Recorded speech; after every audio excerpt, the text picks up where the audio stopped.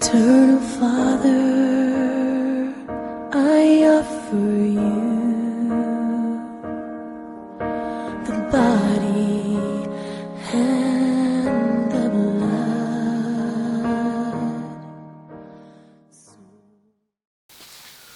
Bwana asifiwe.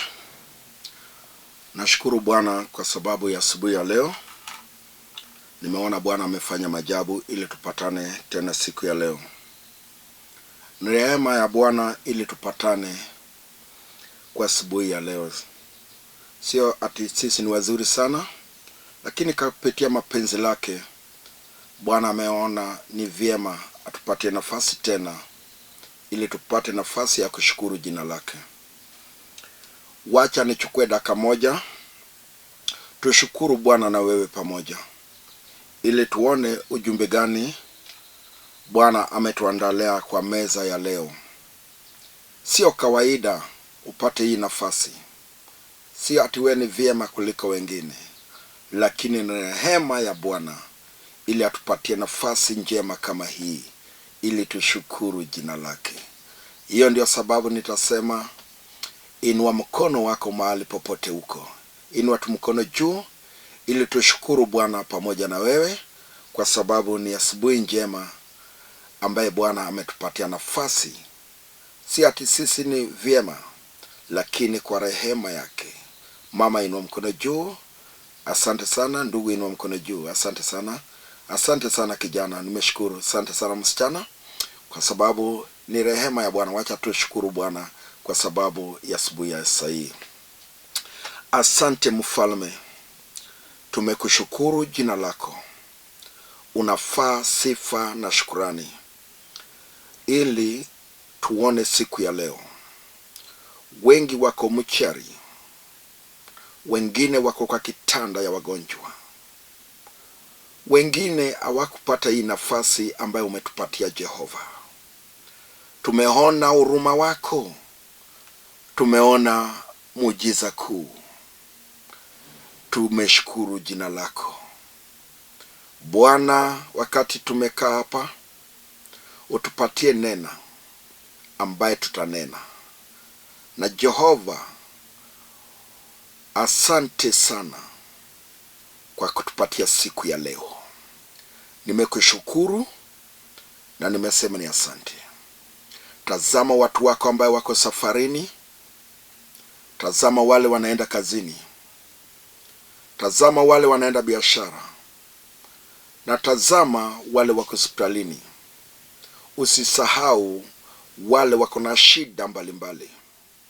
Umetuamsha asubuhi ya leo na neno lako Bwana. Kwa hayo machache nimeomba na kuamini, amen. Asante sana mpendwa.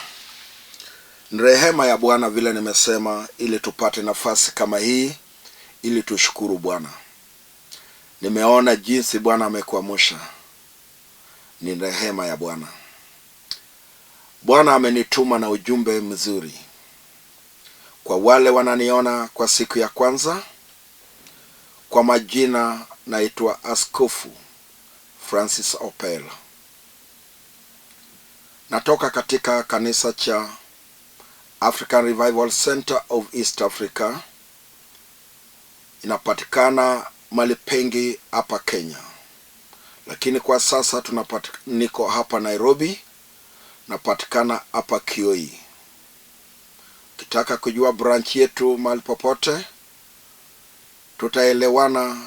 Nitakupatia namba, nitakupatia branch yoyote ya kanisa yetu hapa Kenya yetu. Bwana ako na ujumbe lako leo, kwa sababu Bwana hawezi kunileta hapa kama hajakuwa na jambo ya kukueleza. Bwana amenituma leo ya kwamba atakuinua juu. Kuna watu wako chini na wanatamani wapatikane juu. Mahali uko sio mahali pako.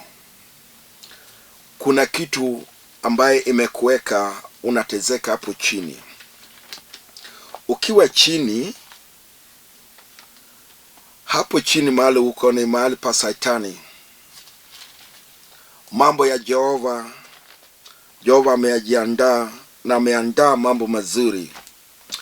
Leo nataka kuongea juu ya baraka kuu.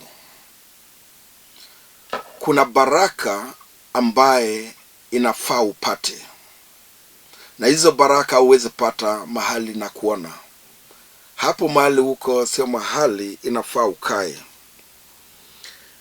Ndipo nataka nikuondolee mzigo ambaye imeshinda we kupanda juu. Kuna mzigo ambaye ukiwa naye kwa mgongo huwezi songa mbele, kwa sababu imekuwa mzigo mzito. Lakini Bwana amenituma katika kitabu cha Mathayo 11 kuanzia 28.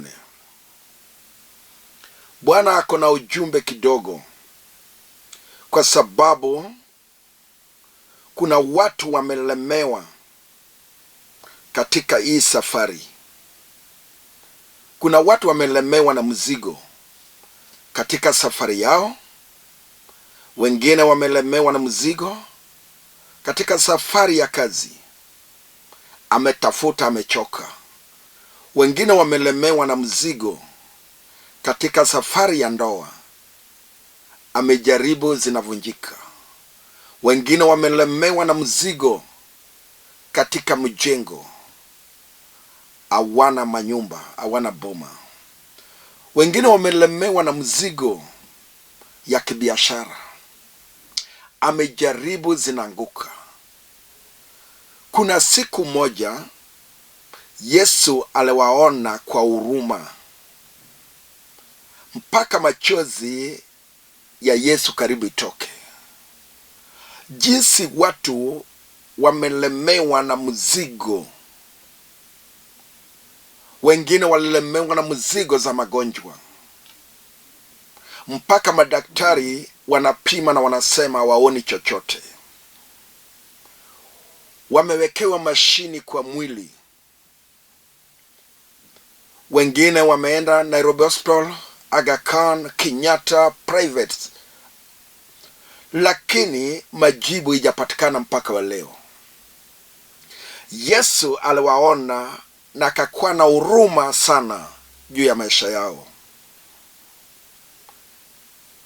Akamwambia, njooni niwatolee hii mzigo. Mwenye ataenda mbele ya Yesu atainuliwa. Kuinuliwa ni maisha itabadilika. Hautaishi hiyo maisha ulikuwa unakaa. Maisha ya ugonjwa itaisha. Maisha ya umaskini itaisha, kwa sababu Yesu atafungua barabara ya kazi. Atafungua barabara ya biashara. Bwana ameona wale wamelemewa na mzigo. Nimeona mzigo imelete watu wako chini. Mzigo imekuwa mzito. Wengine wamelemewa na mzigo ya vita. Vita ya nyumba, vita ya kazi, vita mahali pa biashara, vita mpaka kanisani. Hizo mzigo haitolewi na bishop, huyu apostle. Inatolewa na Yesu Kristo. Amesema, njoni kwangu niwapumzishe. Yani kuna watu wamechoka na mzigo. Kuna watu wamelemewa zaidi. Ndipo Mungu ananiambia leo, atainua mtu juu. Kwa sababu mzigo ikitoka, mtu anakuwa nyepesi ya kusonga mbele. Mtu anakuwa nyepesi ya kukimbia. Kwa sababu uzito ya mzigo ambaye amebeba imemlemea. Hawezi tembea kwa haraka, hawezi songa kwa haraka, hawezi fanya vitu kwa haraka. lakini Bwana ananena nami ya kwamba ukisimama imara leo na utafute uso la Yesu, leo mzigo itaondolewa. Ajalishi umebeba mzigo ya aina gani. Nami najua kuna wengine wamebeba mzigo za ndoa. Ndoa yao haina amani. Ndoa yao iko na kelele. Ndoa yao imekuwa ya vita. Ndoa zao hakuna kuongea. Ndoa zao hakuna amani. Wengine wamelemewa na hiyo ndoa. Wametafuta ndoa, wamechoka. Wengine wamelemewa na mambo ya watoto. Watoto wamekuwa wa vita. Wengine wamekuwa wa pombe. Wengine wamekuwa wa kuvuta bangi, madawa za kulevya. Yani amelemewa na mzigo, ajui mahali ataipeleka. Lakini Yesu anasema njoni kwangu. Yeye tu ndio ako na uwezo ya kuondoa mzigo. Wengine ni ya mtoto. Wametafuta mtoto kwa muda. Wametafuta kwa hospitali. Wameenda kwa uganga, wametumia madawa. Wamekunywa, wamekatwa. Lakini wajafanikiwa. Yesu anasema hiyo mzigo lete kwangu. Huyo tu ndio kuna uwezo ya kubomoa madhabahu na kuweka mtu anakuwa huru. Yani mzigo inabaki chini. Leo hii mzigo ambaye umetembea naye, mzigo ambaye umezunguka naye, mzigo ambaye imekusumbua, mzigo ambaye imekuangaisha, itaondolewa na Yesu Kristo. Yeye ndiye amesimama na ndiye ameniamusha. Ameona machozi yako na Yesu amekulilia. Amesema ndoni kwangu ili mpate kumumzisha. Mama, mbona unaregea? Njoo kwa Yesu. Ndugu, mbona unahangaika? Yesu iko na jibu. Leo hii Yesu ataondoa mzigo. Mzigo kiwekwa chini, mtu anainuliwa. Maisha inabadilika. Jina inabadilika. Mambo zinabadilika. Mzigo ikiwekwa chini. Hiyo mzigo haiwekwi na pastor, haiwekwi na bishop, haiwekwi na reverend. Inawekwa na Yesu Kristo. Huyo tu ndio kuna mamlaka ya kuondoa mzigo. Ndio sababu amesema hivi, njoni kwangu. Wacha tusifu Bwana. Nimejua huyo Yesu ako na uwezo. Naamini leo ataondoa mzigo. Wacha tupate Biblia vile Yesu anasema. Katika kitabu cha Mathayo. Leo nitasoma kitabu kwa haraka sana. Biblia inasema hivi: njoni kwangu nyinyi nyote msumbakayo na wenye kulemewa na mzigo, nami nitawapumzisha. Ni jambo fupi kabisa. Ukinjoo kwa Yesu utapumzika. Mama, vita itaisha. Mama, kelele itaisha kwa nyumba. Mama, amani itapatikana. Mama, mjengo itaendelea. Mama, utapata nyumba. Mama, utapata mtoto. Mama, watoto wako watarudi vile walikuwa. Mama, kazi itaendelea. Mama, biashara yako itainuka. Ukinjoo, ukikuja kwa Yesu, njoni kwangu. Huyo ni sauti ya Yesu. Njoni kwangu. Huyo tu ndio iko na uwezo. Huyo tu ndio iko na mamlaka. Huyo tu ndio amebeba mabadiliko. Jina lake ni Yesu, haibadiliki. Yeye ndiye anasema njoni kwangu. Wacha leo tutabeba mzigo zetu zote, tupeleke mbele ya Yesu Kristo. Ako na uwezo kwa meza yake ya kuondoa mzigo juu ya maisha yetu. Wengi wametezeka. Wengine wametumia mali yao. Wengine wamebaki maskini wakitafuta usaidizi. Wengine wameenda Nigeria. Wengine wameenda Tanganyika.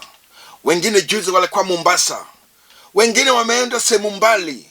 Wengine walienda huko Mombasa wakitafuta usaidizi.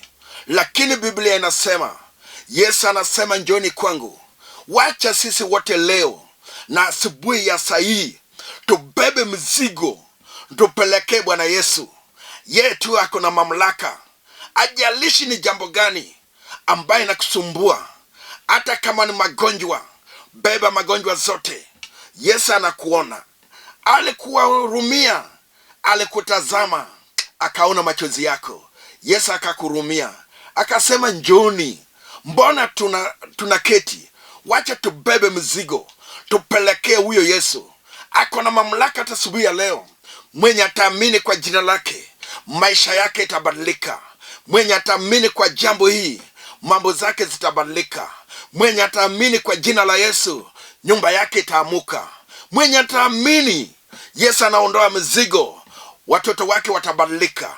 Mwenye ataamini sahihi kwa jina la Yesu Kristo, anaondoa mzigo, kazi yake itainuka. Mwenye ataamini hata sahihi, nami vile naongea, ameona huyo mzigo, atapeleka kwa Yesu, kazi yake itainuka. Bwana, ukinielewa, hata kama ni ya kanisa, pasta mwenzangu, chukua mzigo hii, pelekea Bwana Yesu. Utaona washirika, kanisa itainuka. Yani mambo itabadilika. Kwa jina la Yesu, mambo zinabadilika.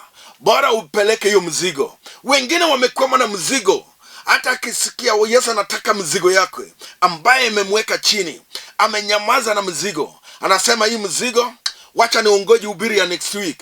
Wacha niongoje Jumapili. Hii mzigo nitapeleka baadaye. Wacha nikae naye kidogo. Naona kama bado sijapata nafasi. Lakini wacha nikwambie, ujumbe hii ya kuinua mtu juu, yani maisha yake inaweza inuliwa ukiamini na uamini kwa jina la Yesu Kristo. Yesu anataka upumzike. Umetezeka ya kutosha, umetembea ya kutosha, umezunguka makanisa ya kutosha, umehangaika na hospitali ya kutosha, umetembea kwa waganga ya kutosha, umetumia madawa ya kienyeji ya kutosha, umejipaka mafuta ambayo haina maana kwa maisha yako ya kutosha. Wacha tuchukue hii mzigo, tupelekee Bwana Yesu. Ako na mamlaka hata sahihi ya kubadilisha maisha yako, ya kuleta uponyaji kwako, ya kuinua watoto wako, ya kuponya hao watoto, ya kuponya huyo mama yako, ya kuinua hiyo boma yenyu. Bora ubebe maskini ya mzigo hii. Yesu ako na mamlaka. Leo hii maisha yako itakuwa jinsi imekuwa. Mambo zako zinaenda kubadilika. Njia zinaenda kubadilika. Mambo zinaenda kubadilika. Mwenye atabeba mzigo, Yesu atamhurumia. Amekuona. Wengi wanatezeka na mzigo. Hata akiwa kanisani, hataki kuacha hiyo mzigo chini. Lakini leo Yesu ndiye anahitaji mzigo. Ndugu, leo hii baraka zinakuja kuu. Leo nanena juu ya baraka kuu. Leo nanena juu ya baraka kuu, ambaye mtu akibarikiwa, akiweka mzigo chini, ambaye alifungwa nazo, mzigo ambaye amemlemea, hata kama ni ya pombe, hata kama ni usharati, Yesu, ukiamini kwa damu ya Yesu Kristo na ukuje na hiyo mzigo, leo utakuwa uhuru. Baada ya Yesu kuweka mzigo chini, mambo inabadilika. Kama uko na kazi, utakuwa na kazi. Kama uko na biashara, biashara itaimuka. Kama ulikuwa nataka promotion, itaonekana. Kama watoto walikuwa walevi, wataokoka. Yani mambo itaanza kubadilika. Yesu akuondoa hiyo mzigo juu ya familia yako, juu ya nyumba yako, juu ya watoto wako, juu ya bwana yako. Yesu akiondoa mzigo, mambo inaanza kubadilika. Mama, unaona hiyo mzigo ambaye Yesu anasema ulete kwake. Ndugu, unaona hiyo mzigo. Mzigo ya kukosa kazi, mzigo ya kuchukiwa, mzigo ya kukosa promotion, mzigo hata pesa kai kwa mfuko, mzigo za madeni. Unaona hiyo mzigo. Mwenye anaondoa hiyo mzigo, jina lake ijabadilika. Anaitwa Yesu Kristo. Anasema leteni, nataka mupumzike. wengine hata walali. Hata hii asubuhi hii mawazo inawaua, yani madeni mewalemea, wajui wataelekea wapi. Vita juu ya ingine, mambo ingine juu ya ingine, machozi juu ya ingine, hawana amani moyoni wao. Lakini Yesu anasema mwenye atakuja na hiyo mzigo atapumzika. Utapumzika leo, sio juu ya huyu pastor, sio juu ya huyu askofu, lakini kwa jina la Yesu utapumzika mama. Yani mambo yake itageuka, mpaka watu watauliza mahali ulienda, mpaka watu watasema ni Mungu gani huu, mpaka watu watashangaa juu ya maisha yako. Yani watu watashangaa jinsi Yesu amebadilisha watoto wako, jinsi Yesu ametenda makubwa juu ya familia yako. Yesu analeta kitu mpya juu ya maisha yako.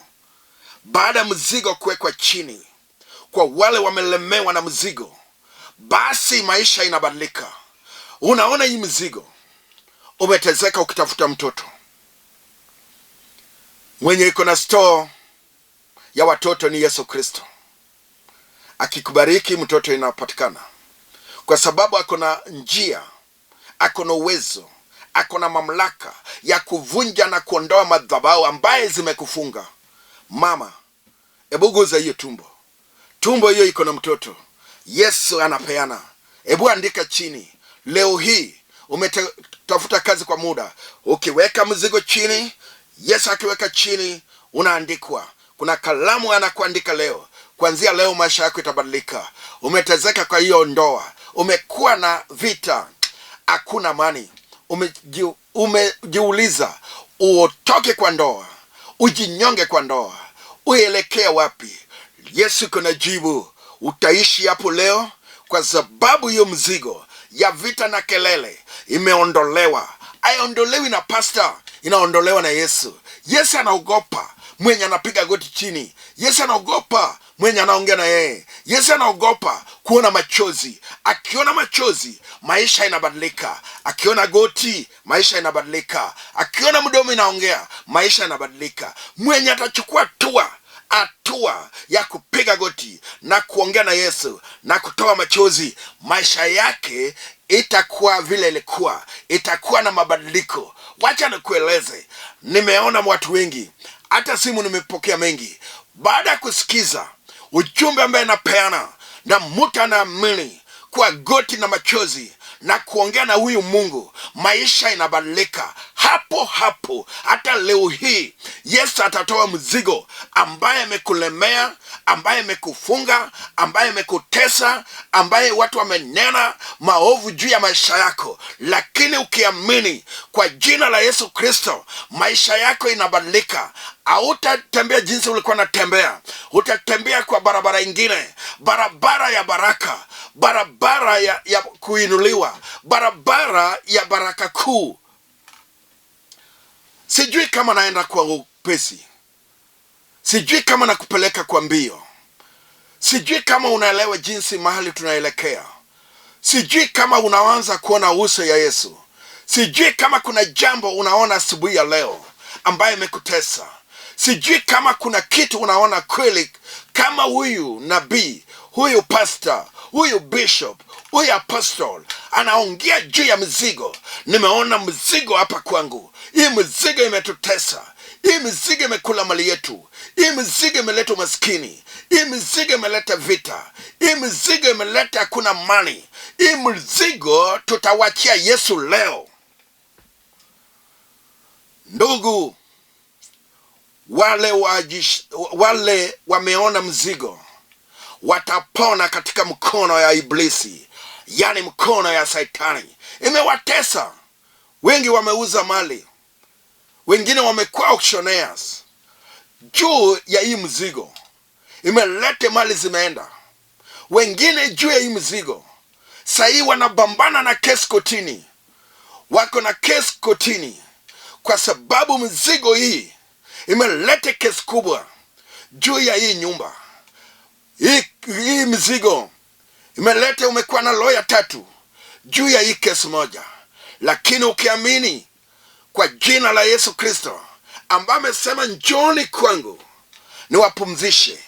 Huyo tu ndio akona uwezo juu yako. Huyo tu ndio akona mamlaka juu yako. Huyo tu ndio atakuinua leo. Huyo tu ndio atakubariki leo. Huyo tu ndio iko na orodha ya vitu ambaye inakuangaisha. Mpendwa, leo hata kama ulitoka familia gani, watu walisema hii familia umaskini, wacha nikwambie, mzigo kianguka utainuliwa mpaka watu watasema ulipitia njia gani. Hata kama ulitoka mahali watu wako soma, watoto wako watakuwa graduated, yani watoto watapata mambo ambayo watu watastuka. Sikiza, Bwana anataka kutenda mambo leo hii. Asubuhi ya leo naenda kusoma andiko moja ili nibariki naye watu, ili mtu ainuliwe, mtu asiishi mahali alikuwa, mtu asikae na hiyo shida, mtu asitembee ndani ya shida, mtu asitembee na ushuhuda ya masaitani. Wacha tutembee na ushuhuda ya Yesu. Wacha tuongee juu ya huyo Yesu tu. Wacha tuongee juu ya Mungu wetu. Wacha tuongee juu ya yale Yesu ametenda. Wacha tuongee juu vile Yesu ametuinua. Wacha tuongee juu ya Yesu ameinua watoto.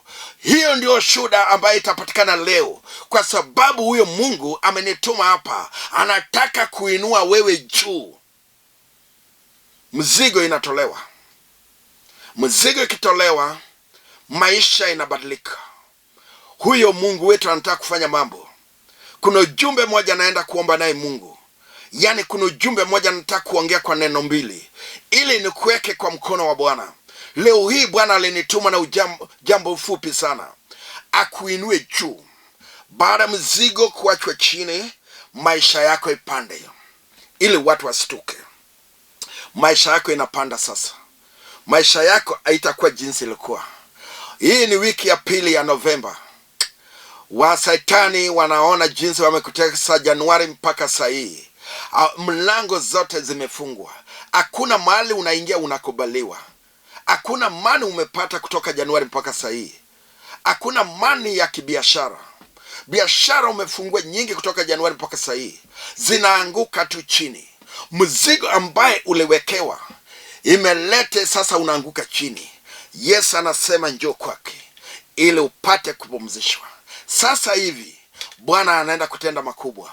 Ajalishi mzigo yako iko na uzito kilo gapi, ajalishi ni umebeba uzito ya tani ngapi, ajalishi mambo zako imekuwa haje, lakini naenda kusoma jambo moja ili Bwana atende makubwa juu ya maisha yako. Fungua kitabu chako. Fungua kitabu chako Kutoka. Kitabu cha Kutoka. Kutoka 34 kuanzia 10. Kutoka. Hapo ndio tunaenda kuomba Mungu na wewe. Biblia inasema hivi: akasema, tazama, nafanya agano mbele ya watu wangu wote, nitatenda muujiza ya maana niliyotendeka katika dunia yote, wala katika taifa lolote, na watu wote ambao wanakaa kati yao wataona kazi ya Bwana. Amen. Bwana anafanya agano sahihi. Chenye Mungu anataka kutenda baada ya kutoa mzigo, watu watastuka, watu watashangaa juu ya maisha yako. Bwana anafanya agano na we mahali huko. Ukiamini sahihi, chenye itatendeka kwa watoto, watu watastuka. Chenye itatendeka kwa boma yako, watu watastuka.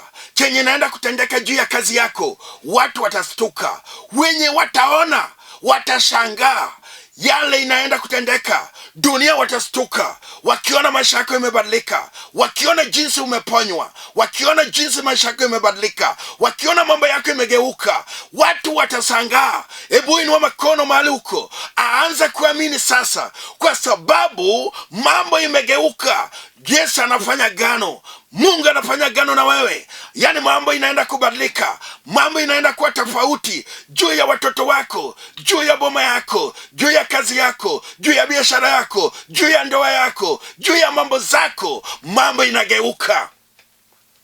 Hebu shika hiyo mzigo juu ambaye imekusumbua, ili utupe chini, kwa sababu umehangaika naye. Tupa hiyo mzigo chini, tupa hiyo mzigo chini, tupa hiyo mzigo chini. Imekusumbua kwa muda mrefu. Naenda kuacha upako ya mafuta juu ya kazi yako, juu ya ndoa yako, juu ya biashara yako, juu ya watoto wako, juu ya bibi yako, juu ya bwana yako. Na wacha hiyo mafuta ili maisha yako ibadilike. Yesu anataka kutenda mambo ambayo haijawahi kutendeka juu ya maisha yako, mambo ambayo haijawahi kutendeka, ambayo watu watastuka wakiona jinsi unaishi, wakiona jinsi maisha yako iko, wakiona mambo yako vile imekuwa, mambo imegeuka. Inua mkono wako mahali umeko, inua mkono juu. Asante sana mama, inua mkono ndugu. Asante ndugu.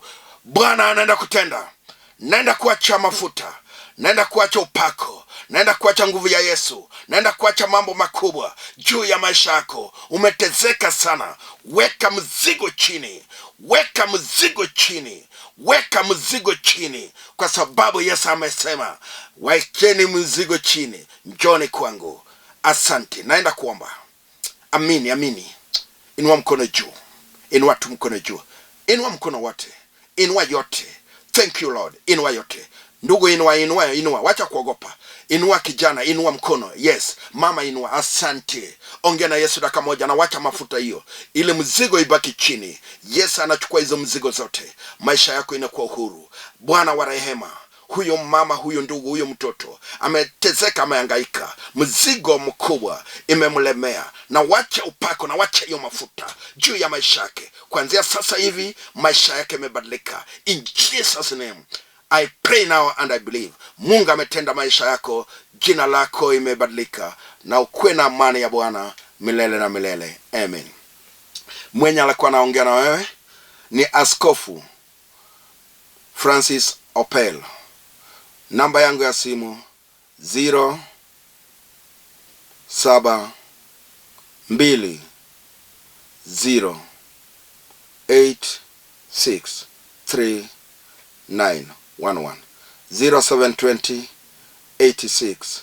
0720863911 0720863911. Tupatane hapo hapo hiyo masaa kila siku. Bwana kubariki. Muwe na mchana mwema. Asante, asante. Mbarikiwe sana. Amen.